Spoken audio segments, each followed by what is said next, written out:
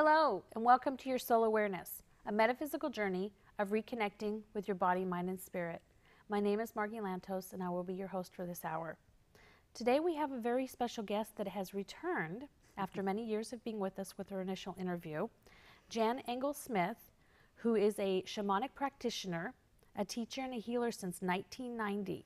She's trained with the Foundation of Shamanic Studies and with individual shamans. Has performed over 1,000, that's quite a lot, soul retrievals. 3,000. 3,000 now. Well, I guess we've broadened our numbers over the years. 3,000. Soul Retrievals is a water pour and a pipe carrier Native American standards, and Jan is licensed as a professional counselor and founder of Light Song School of Shamanic Studies. Today, we're going to have Jan here with us back by popular demand as we're coming across upon the year 2012. I keep wanting to call it 2012. I know that people are used to calling it 2012. Jan is here to explain to us what this means, what we need to expect, and what it's all about. So I'm excited to have you here. Welcome, Jan. Thank you. Pleasure. I'm Thank you. so excited. I know you mentioned something about desiring to do an invocation with us before we actually get into the questions and the full force of this excitement of sharing the knowledge. So whatever you'd like us to do. Okay. And being a shamanic practitioner and working with the spirits a lot, I always like to acknowledge them anytime I'm speaking, because usually it's them that's doing the speaking, as you well know. So I'd like to just go ahead and do an invocation to them.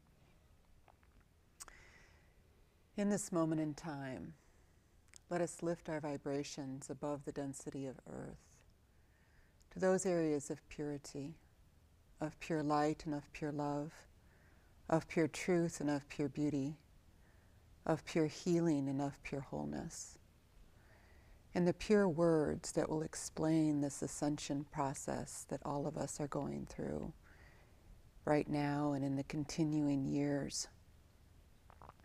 We call to all of these helping spirits that are part of this process with us, our own individual allies, as well as those intergalactic beings that are monitoring and helping. We call to the angels, the archangels, the great messengers, the healing angels. We call to the Reiki and the powers of the symbols of the Reiki, all the protecting spirits, and most of all we call to our true selves, the parts of us that is unwounded and living in our full actualized potential, the part of us that is vibrant and healthy, aware, and that part that we want to bring forth during these times and living a life of brilliance and radiance. We ask to be blessed by these beings and that they speak here with all of their enthusiasm and all of their passion and information that they have to bring. Aho Matakiase. Thank you. Beautiful. I feel so peaceful. It felt good, didn't it? Yes. It really shifts the It's energy. amazing when you connect to a different dimension than what we're used to. It feels, I know that when we're on this earth plane, it feels so grounding. But there's an energy that I've noticed that if we don't allow ourselves to periodically, more often than not, to connect to, it's almost like a rejuvenation. And it just brings you into that place of stillness that we know lies that energy force that we're, that we come from and that we are. And that's so so much about beautiful. what this is all about. Thank you. Yeah, Which I'm welcome. so excited about. So what is this particular year 2012 about? We've heard so many different concepts of it and notions and ideas. And for you, what do you feel that, because we all have our different perceptions, but I still like to get a general foundation from a positive perspective, because we've been hearing so many negatives. And I know you share a lot of optimism in your energy field, so I'm really excited for you to be here to share. Give us some delicious goodies. Yeah, for sure. I'm happy to do that. Yeah, to me, we hear the term, and you've mentioned it before in private conversation, that we're the ones we've been waiting for, you know, and this is the time. And to me, it's the most exciting time that human beings have ever experienced on the planet, because never before has a shift in galactic kind of awareness or dimensions ever happened for human beings before. We haven't been around on the planet that long to have experienced it, because the 2012 isn't a predicted time, it's a prophesized time. And it's a time of ascension, meaning that the earth is actually ascending into a higher dimensional plane. We've been in what we call 3D reality, and everybody knows that. We all talk about, you know, this is 3D, which is a particularly limited reality. It's very much based in form, shape and form and matter.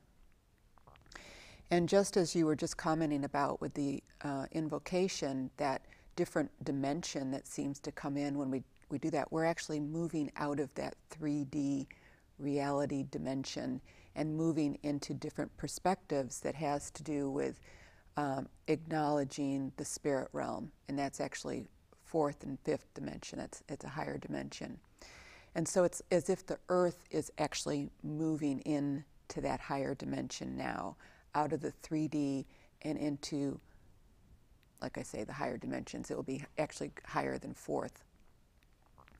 And this is, like I say, prophesized and predicted and astrological. It is not something that is just happening to the earth. It's happening to the entire Milky Way galaxy and to our solar system. And so if we're on the earth, which we all are right now, I always like to look at it, we chose to incarnate at this time because it's just going to be an amazing experience for the human beings. I don't see it as negative at all, although there's a lot of potentially, you know, negative things happening around us. It all just kind of depends on your perspective of it. Anytime that there's a transition from one state of consciousness to another, or one state of form to another, there's always what we call chaotic nodes, or a realm of chaos that goes on during the transition process.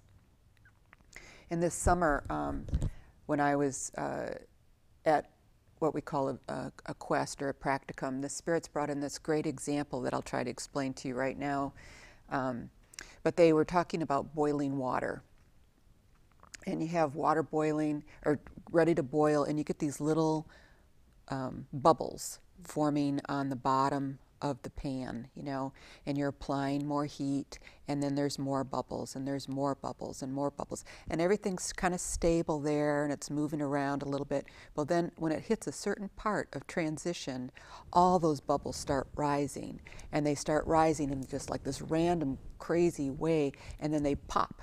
And that popping is a form of them popping from water into vapor. It's a transition period of water into vapor. Well, that's kind of what's happening to the earth right now. It's rising up. It's a chaotic form. And so we see this chaos showing up in weather patterns and, you know, governmental holocausts and, you know, all of these crazy economic dilemmas that we find ourselves in, and the bottom's falling out. It's like a chaos. It's like a volcanic event almost. Yeah, I mean, it's just all of our current structures that we've known to be true are just sort of falling apart because they're not necessarily going to be appropriate in the higher dimensions. And the higher dimensions for human beings is moving into higher dimensions of love. We have been in a 3D dimension, and in the 3D dimension there's a lot of fear there. There's a lot of greed, jealousy, betrayal, all these things that are lower frequency energies that are very dense. And that's why in the beginning of my invocation I say, let us lift above the densities of the earth. Some of those dense energies hold us back. And when they hold us back, you know, we're bombarded with them. So we want to move up out of those into the higher dimensions. And that's actually what the earth is doing, and we're going with her. So my guides have been saying that we're moving. It was really interesting a few years back. They acknowledged that we're moving from a physical, we've been moving from a physical to a mental to a spiritual era. Mm-hmm. Mm-hmm. And as we've, for thousands of years lived in the survival mechanisms, mm-hmm. Having it being the physical era, mm-hmm. moving into, creating on a physical level through our mental. Mm-hmm. And now the energies are moving even quicker.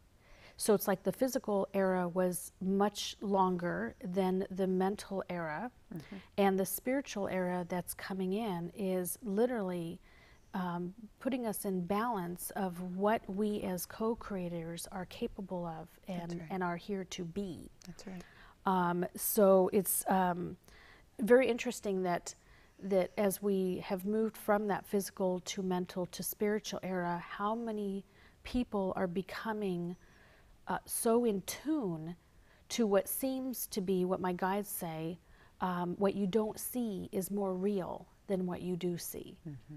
And that unknown mm-hmm. is a trust factor, a faith factor mm-hmm. that we're actually needing to build our muscles on. Absolutely. What do you feel that means for us? What is that going to bring us? What has that brought us? What does that entail mm-hmm. from your perspective?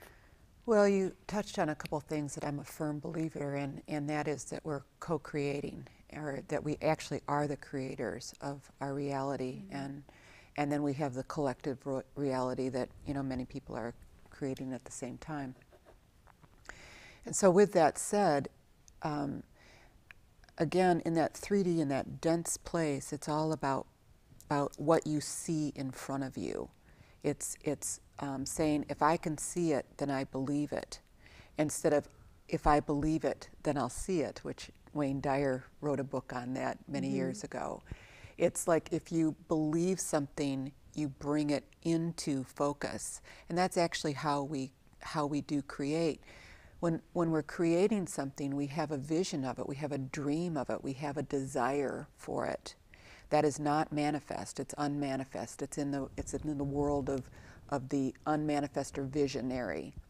And then we want that to come about, and so we dream it, we want it, and we bring it into reality. Well, it's the same thing with this new era.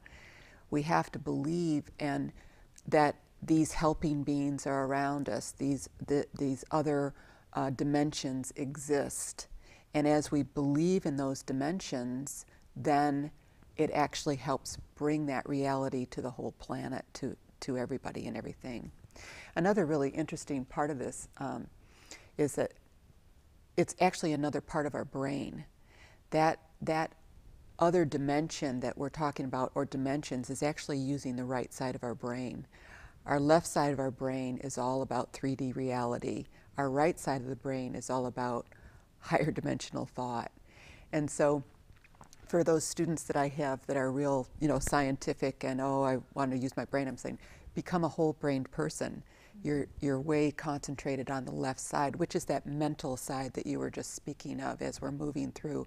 We've spent an exorbitant amount of time developing our left side of the brain, and very little time in our culture. Not all cultures do this.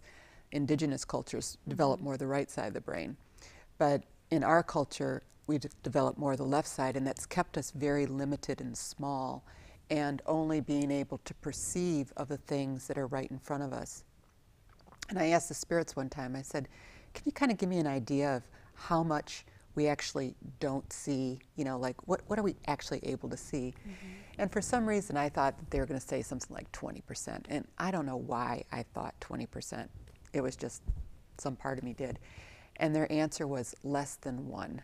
That's amazing. We actually see less than 1% of what's around us. And if you really do actually begin to think about it, it does make sense. Yeah, I know. Because of how much we don't, even on a day-to-day basis, mm-hmm. most people have a difficult time trusting the unknown. Right. Which is just simply a faith muscle. Mm-hmm. And so if we have difficulty even just simply trusting that that moment or that incident or that situation is going to be okay, that alone breaks that intellectual concepts of us being, Absolutely. you know, greater than.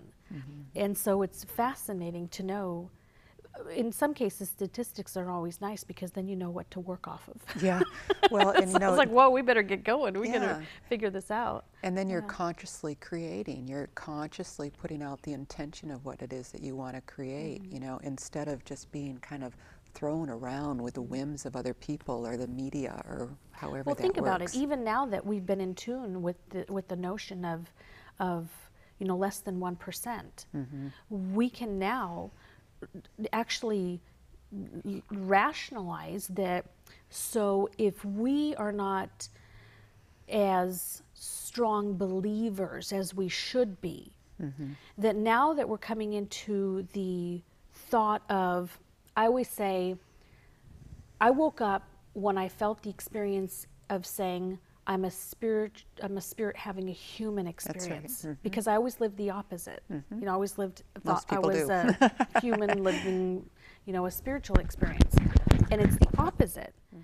Something in me shifted that literally woke up a broadened perspective of what I was not able to see before.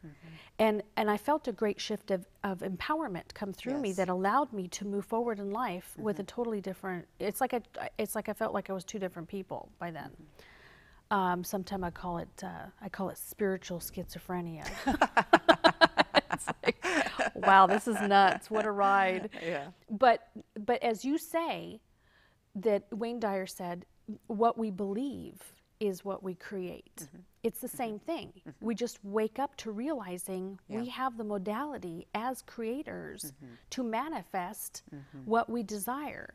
And looking at it in that perspective, it would make sense that what we're not used to, we actually should be coming used to, because this spiritual era, you know, people say if you don't hop on the ride, you're going to be moved to the wayside. Yeah. And that's where I believe people will have difficulty. You know, they fight, you know, there's this saying that my guides say, don't fight the wind. Turn around and let the wind push you. That's perfect. I love that. And that's what we're doing, is we're in that battle of which way do we turn. Yeah, don't and fight we're the wind. I like that. it almost seems like that the old is moving out and the new is coming in. It's a new era. Yeah. It's a new era, and this is one of the only times that we don't have necessarily history to show us how to prepare for it, because we have no recorded history of what this is all about. And so it's fascinating and it's unpredictable. We really don't know what will happen, except to realize that we're creators of it, and you can have an active stance and attitude and take empowerment in how you want it to turn out, instead of just kind of waiting to see. Well, I always say that it's not about what we do, it's about how we handle it. Sure. You know, it's our reaction to it is what really matters, and what emphasizes what's going to come about, if it's going to be a negative reaction or a positive reaction. And, you know, of course, moving into the spiritual era, I've learned that much more of what we're having to experience is about seeing our empowerment as that creator. And so it's very interesting to see that energies are moving into this new era. So is 2012, is it like the end of a cycle, or is it a beginning, an overlapping? What is it? It's both. It's the end and a beginning. It's the actually end of 3 major cycles, and that's what's making this such a big deal. It's the end of a 5100 cycle, which is the one that the Mayans predicted, 5,129 years or something like that. And it's the end of a 26,000 year cycle, and the end of a 62 million year cycle. And these are cycles that have to do actually with the Milky Way, the galaxy that we live in. So I brought a photo of a galaxy, of the Andromeda galaxy, Okay, and that galaxy, we of course don't have any pictures of the Milky Way because we live in the Milky Way and we've never been out of it. But the Andromeda is a spiral galaxy, much like the galaxy that we live in. And what I want you to concentrate in this picture is the center mass, that great big light there in the middle. And that's what we're going to call the central sun, okay? And then if you can pick out on one of the far edges, let's go to the left where we see those two white dots down there. Our sun is a sun that's way out on one of the arms of the galaxy. It's very out on a far-reaching arm. Okay. And then our Earth is a teeny-like speck that you wouldn't even see in a picture like this. Okay. Wow. So in that 62 million cycle, that's that shift of that central sun coming around. The 26,000 year cycle is our sun coming in alignment, and the 5,000 is our Earth. So all three are lined up on a particular ending point of a particular spiral, or excuse me, spiral that they're all going around. They're all lining up together where they're all going to be in one particular point at one particular time, and that's basically now, okay, or December 21st. So is that what's happening with us? Yes, and so what this is a picture of here. And so the central sun is activated. It's hitting our sun, which activates our sun. And I don't know if you've been following all the things about the solar flares in the last few years or not. Can you explain to us a little bit about that? Because I know that quite a few people might not understand. Sure. Just briefly. Yeah, well, the solar flares are part of what's heating up through the alignment. Yes, through the alignment. Okay. We always have solar flares because the sun is a very active thing. But it's more intense now. It's more intense now. And those active solar flares are part of what gets into our atmosphere, which then heats up everything on the planet.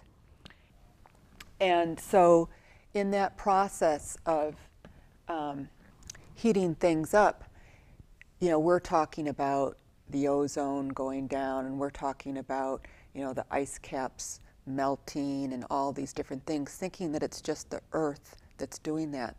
But it's not. It's the whole solar system. Well, look at the intense energy. Exactly. Look how big it is.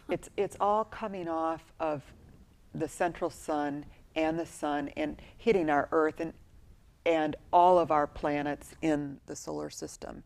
And so, like, the ice caps have already melted on Mars, and the magnetic poles have already shifted on Neptune and Uranus. And so these things that we're talking about are happening now because we've messed up the Earth, and, you know, with all the carbon dioxide and all those pollutants and all the things that we've done, is actually happening in the solar system. It's just not here. And it's all because of this extra energy coming off of the sun.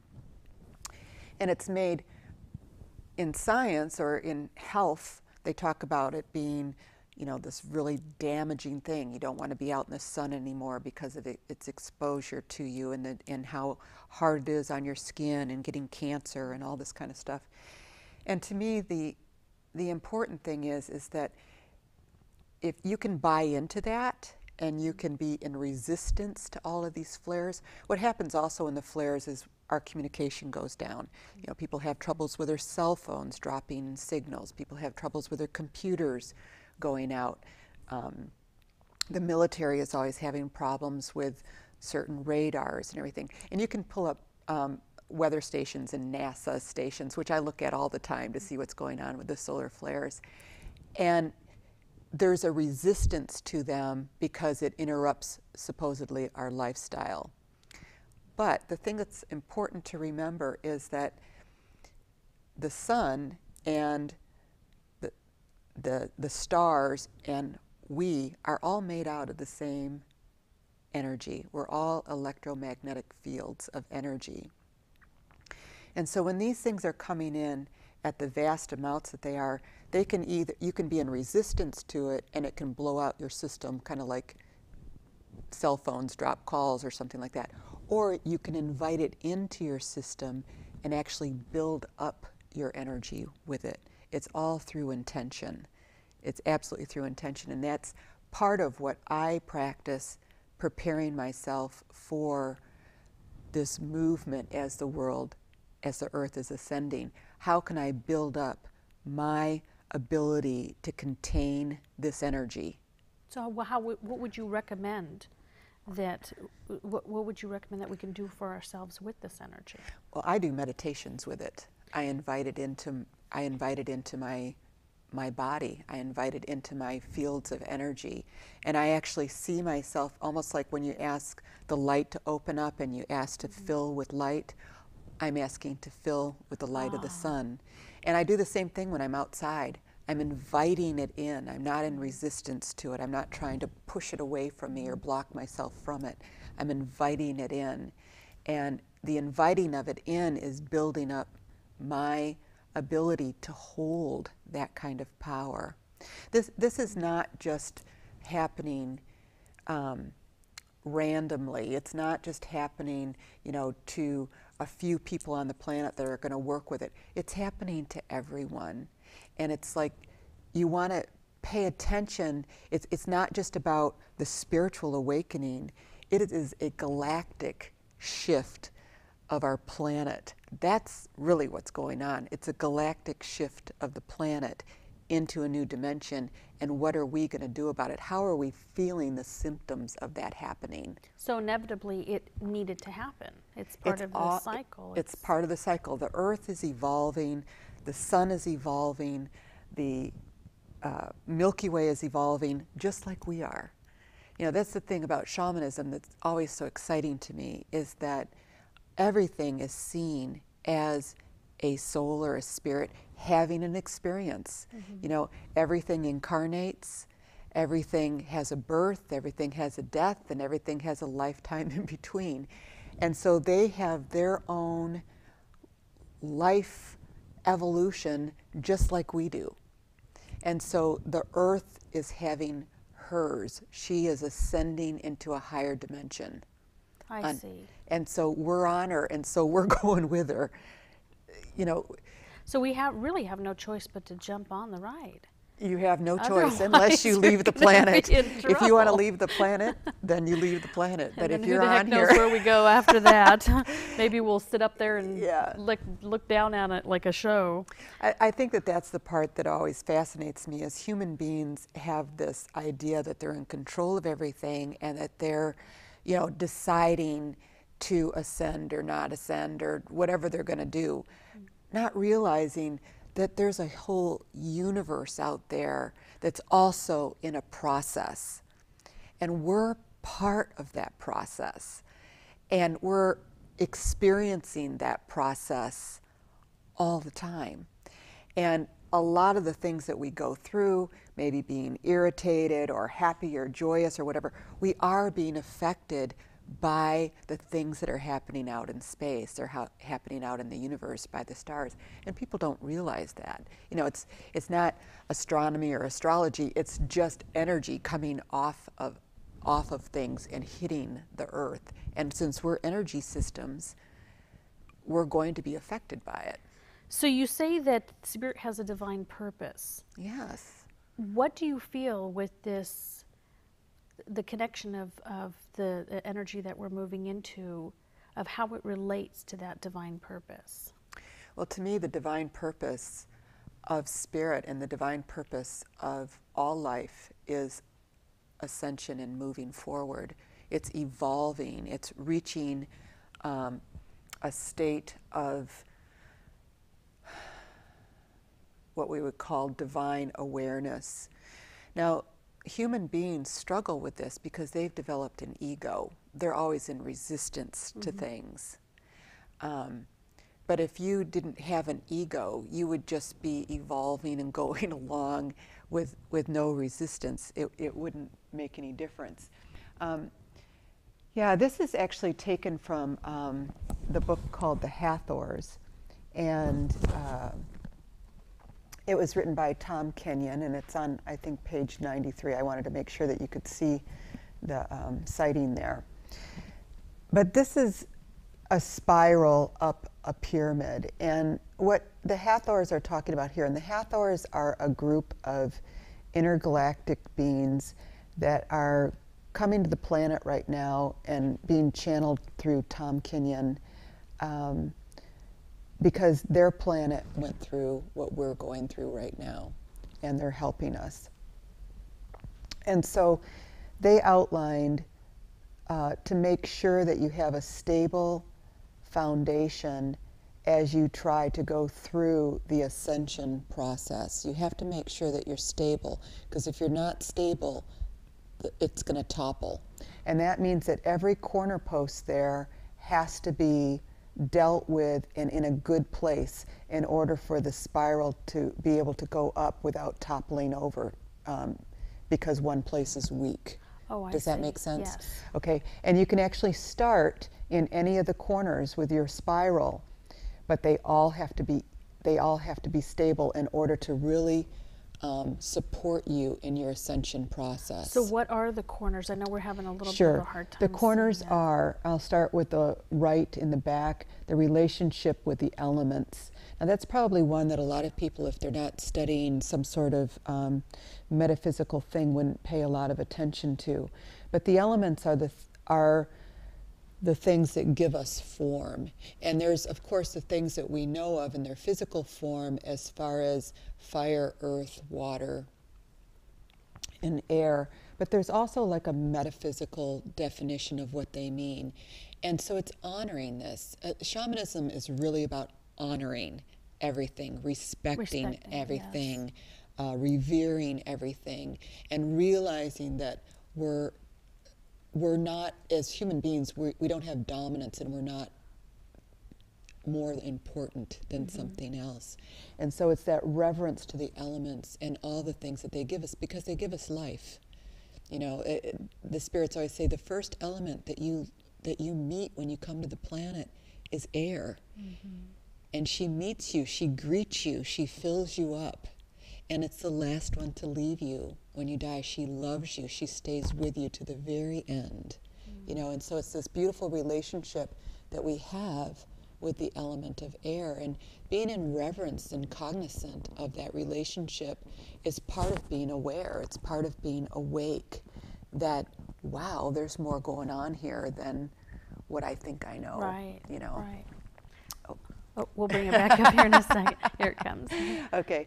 Then the one in the front is the relationship with others. Like, what is your relationship like with others?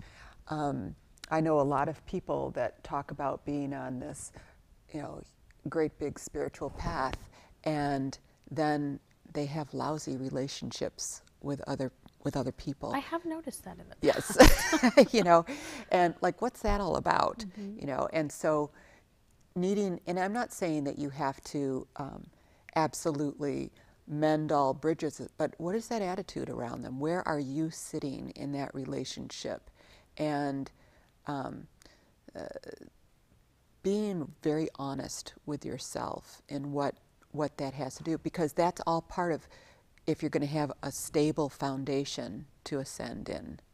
And you know, I've noticed that as long as a soul is aware, a spirit is aware of their own experience, it doesn't mean that they have to be, you know, the perfect person to others. No. They just need to be aware that, you know, we're all working towards a greater sense of our being.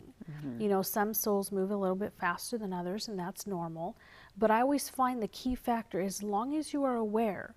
I mean, we all do things to other people that, you know, of course, even to ourselves, we can be sometimes harder on ourselves than other people. Sure. Of course, other people might not see that as much, you know, but, you know, even with myself having had experiences, I usually try to make an effort of letting people know, listen, I'm not having a good day today. I try to be aware so that I don't move into, you know, something that I might create that I won't feel, you know, that I might regret or something. But I think awareness is such a key in this new era. Well, that's what ascension is about. Ascension actually is, and I should have probably said that at the very beginning. I apologize for not. Because some people have a different view of ascension, a view from the Bible. And in the Bible, the ascension is that you leave the planet, you go away. You don't die, but you just kind of move up into the sky or into heaven. The ascension that I'm talking about here is awareness. You're ascending up a scale of awareness into a higher level. Is that how you feel the soul is transforming? Yes, absolutely. Well, the soul is already there. It's us keeping up with a movement to what the soul actually already is. The soul is already divine. Recognizing it. Yeah, recognizing and living it. Yes, living that's the important thing. Yes. It's like, not just, seeing it, it's doing it. It's doing it. It's being it. It's being it, yes. The relationship to your body. And again, it's how are you taking care of yourself? What are you doing? Are you, really damaging to your body with a lot of vices and things like that, you say you want to ascend, you say you want to be able to hold and carry these higher frequency energies, but your body is drugged down by bad habits. They don't compute. They don't go together. You have to take care of yourself in order to contain this energy. It's a higher frequency. If you don't have the strength to hold it, you won't be able to hold it. The other one is the relationship to service. What are you doing for other people?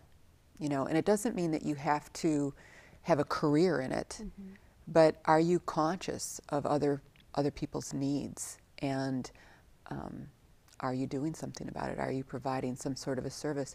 And that service can be, let's say that you are a plumber or electrician, or you deliver, on the UPS. That's still being of service if your intention, absolutely, is there of how can I provide for this person the best electrical, whatever that would be, wiring that they need. Or it's also a matter of having people see their own perspective of that, because it doesn't even matter if you're a computer technician. You may not be around a lot of people, but you're creating something or inventing something, or prospering our world into something that that we all, boy, if they didn't create the internet, where would we be today with what we can utilize with it? It's profound. Yeah. It's amazing. But it's also the intention behind it, that that you're doing something not to have power over someone. I understand. But you're doing it to help be of service for others to be able to have worldwide communication, right? Or something. And so it's always in that attitude about how you're creating it, what's the intention behind it, and I always call it coming from the heart, as a method instead of coming from, just a self-serving place. So once again, it's an awareness of intention. It's an awareness of intention. Awareness of the intention. Absolutely. Absolutely. That's amazing. And so these are things that come along. Those foundations are part of moving into the higher dimensions. And so here they are. They're presenting themselves to us now as a culture, as a society, as a world. Because again, the earth is moving into those higher vibrations. If we can't hold them, it will hurt. It will hurt our bodies. Okay. Which is, ironically, you did say we are plagued in this culture with people hurting physically, emotionally, mentally, and spiritually. So how do we hold then? Well, you have to kind of build your... Practicing? You have to build up your vibrational energies. This is, things that I teach classes on. How do you hold higher frequencies of energies? How do you build yourself up? Because really, you can't go from point A to point Z just through intention. You would short circuit yourself out. There are stepping stones of getting everything, being able to contain and hold the higher frequencies. And which, speaking about classes, you'll be teaching an ascension class? I am. I'm teaching the class in a residential format in January, and I'm not sure if this will all be aired, but it's January 22nd through 24th. And you can go to my website to get that information. Now, will you be offering, I think you mentioned you'd be offering this class once a month? Once a month also. For the yes. throughout the whole year? Throughout the whole year. And in that class, we're going to be going through lots of practicing things, of holding different energies, and a lot of different initiations. I've been studying a lot of Egyptian things for a long time, that the Egyptians were very versed in ascension. They knew a lot about it. And so they have many, many different types of chants and things to help us with our different glands, especially the pineal and the pituitary gland, which are things that in our culture we think of them as just regulating hormones, but in these advanced cultures like the Egyptians, they saw it as ways of reaching different dimensions of communication. And you did mention before we started that it would be okay if a person has maybe, been delayed by the program to hop on in any time. Right. Just go to my website, contact me, and we'll see about that. Yeah, so it would meet once a month for the entire year. And that website is www.lightsong.net. Yes. .net. And always .net. .net. And then we've also got the janengelsmith.com. Yeah. The Jan Engels-Smith website is my personal healing site where I do my individual healing practice at Lightsong Healing Center. The other website, the lightsong.net, is the classes. That's all school-based and class-based. Wonderful. So you say once the soul is healed, other healings can then manifest in the physical, emotional, and mental bodies. Yes, that's a lot of the work that I do as far as personal healing is concerned. Going back with what you stated earlier, Margie, is that the realization that we're first and foremost a spirit having a human experience. And so if we pay attention to what the condition of our spirit is, which is an energy source, it's an electromagnetic field of energy around us. In metaphysics, we call it our aura, okay? In science, we call it electromagnetic fields of energy. It's a measurable thing that is around actually all things. And that field of energy, it can get things stuck in it that don't belong there, like when you're bombarded with something and it can actually feel like it's sticking on you. You've probably experienced that before. And you can also lose part of that essence. And so taking care of that field of energy is the way to keep yourself divinely healthy, mentally, physically, and emotionally. And that's a lot of what I teach and how to take care of those fields. But it's also what creates illness in people. Whereas if you think of yourself as this really high frequency system that is this divine energy, it's divine, it's beautiful, it's made of God, it's made of Creator, it's made of Source, and it's vibrating at this really high frequency. And then you get these negative things thrown at you, maybe from the news or from your childhood or from whatever. These can intrude in on your system, okay? A low frequency vibration in a high frequency system will create a disturbance. And in shamanism, that's what we would call then a dis-ease or an illness. I see. Okay, and so in shamanism, the way that you would remedy any kind of illness, you don't label it, you get those low frequencies out of there, okay? Okay. And then doctor it back with bringing back the high frequencies that you've lost in your life. But that's a whole different topic. But it really goes along with this ascension process, because if you think of, we're a high frequency system and we've been regulated to the earth all of these times. We were born into a 3D realm. Well, she's elevating.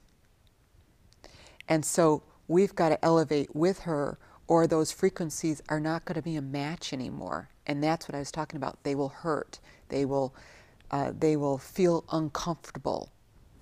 When you have a low frequency energy in you, we say we're depressed, or we have an ache or a pain, or we've got an ailment. And so that's what it can feel like when you're not ascending along with the earth. Wow. What did the shamans say about this era? Well, it's the best one to be around. I mean, it's the one, you know, so many of the indigenous people have predicted this, from the Aborigines That's to amazing. the Lakota, the Hopi. Yeah, I mean, it's just this really predicted, of course, the Mayan era, that there was excitement about it being here. And again, they were all doing it through, they were amazing navigators of the stars. They knew so much more than what we know. And don't ask me how they knew it. I know, I was just going to say, I bet no, she wouldn't like if I asked how. How did they know it? Yeah. Well, they worked a lot with the star beings. You know, they were working Right. with extraterrestrial Much beings more and connected. galactic beings. Yeah, like I said, that Maybe right they side had of the more time to connect. well, that right That's side why of their it's so brain was important more for us developed. to- Yeah. Well, I love the fact that we've moved into, you know, developing both sides of the brain, and now we're actually working on balancing them. Yeah, because those are all right brain functions. Yeah. And so if you really wanted to keep it in just the pure human body science, you could say, okay, these are all right brain. They were very right brain developed, not so left brain developed. Right. And so in that right brain development, they had all of these connections that we would have if we would spend more time over on that side of the Right. brain. Well, that's what we're learning to do. Yeah, yeah. So I love this. It says, shamans say we are dreaming the wrong dream. Mm-hmm. To heal the world, we must visualize and manifest a new dream for ourselves and our planet. Mm-hmm. Yeah. Can you explain this to us? Sure. One of the things that we as humans do is, again, we qualify what we see around us as reality. It's the wrong dream. This is not reality. It's a reality if you choose to make it your reality. But it's kind of like old hat. It's already manifest. It's already here. You've got a dream, the new dream, and what do you want it to be? Well, the age of Aquarius, which the fifth dimension's saying back in the, what is it, 70s or 60s Right. or whatever, was all about the age of peace and understanding, you know, of love, of being one with others, of not having such division, but being more one-minded, you know, being inclusive in the way that we look at other people and around the world. And that's dreaming the right dream, because that is the type of dream that will take us into not only self-empowerment, but collaboration and unity and all the different things that we need to be in order to be on this planet at this time. We're too versed with everything around us now. You know, we know what's going on in Russia or in Afghanistan almost as it's happening now. Exactly. You know, we're not isolated anymore, and we can't be looking at these places as different and odd. You know, Right. It is amazing. It is fascinating, and that is the new dream. It's about the oneness. It's about unity. It's about, yeah, there's enough love for Becoming everybody. yourself. I Yeah, have to say, we become can't yourself. forget to Yeah. mention your book. You have Yeah. a wonderful book out Thank that's you. called Becoming Yourself. Yes, the journey from head to heart. Go. It's a beautiful Thank cover. you. Thank I really you. love the cover. That cover is actually, I don't know if you can see where the little stars are. That's actually a photograph of my family. You can see 5 figures there. I don't know if you can really make it out or not, but there's actually 5 of us standing there, and each person has a little star on them. That's wonderful. Isn't that amazing? I could put your own energy into something Yeah, that you create. yeah, I yeah. love it. So is there anything else that you'd like to share with us today? That maybe... Yes, there is one more thing.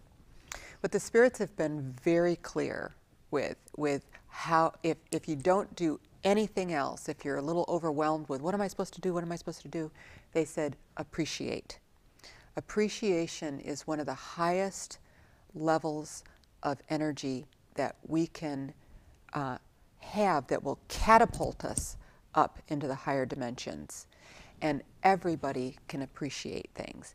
Appreciation literally, scientifically, literally changes your DNA. It recodes it and it loosens it. Our DNA is tightly bound in us. That's what causes a lot of stress in people. And it actually helps it unwind. They said, they gave it a name. They said appreciation is a pre-creative energy. So if you want to pre-create the world that you want to live in, do it through appreciation. Be appreciating the things around you. And it helps us live in the present moment now. Oh, yeah.